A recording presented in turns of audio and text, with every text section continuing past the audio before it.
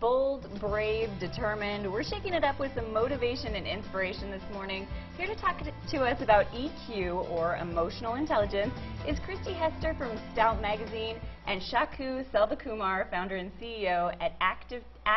ActivaTeen is an organization that offers programs integrating critical tech skills and socio-emotional learning. Welcome, ladies. You guys are here to have some fun and tell us all about emotional intelligence this morning. Now, I want to know, as leaders in the leadership and tech field, you have to be tough but compassionate too. What are the keys to giving compassionate feedback?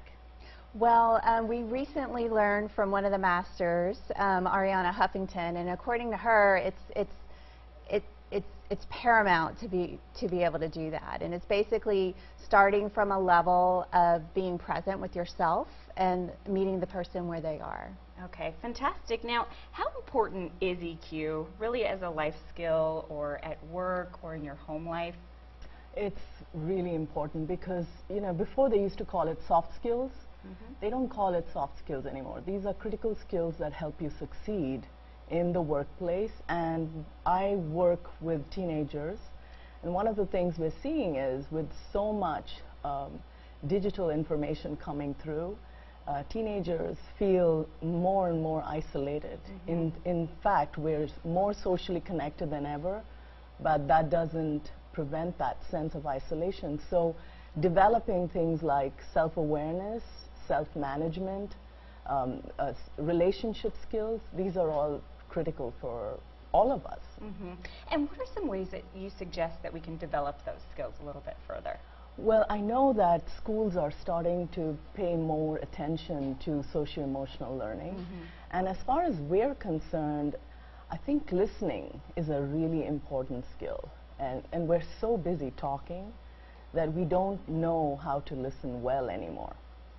So as far as how you can use it as a tool in everyday life, your emotional intelligence, can you talk to us a little bit about that?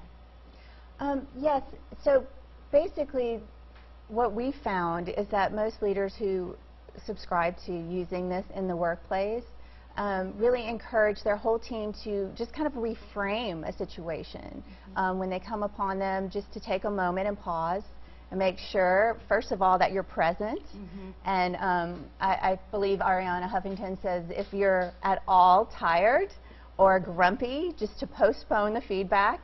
But just reframing feedback as information versus a personal attack. So great advice there. If you're tired or grumpy, take a step back, breathe a little bit, and take that moment to just kind of be present and be involved and really listen.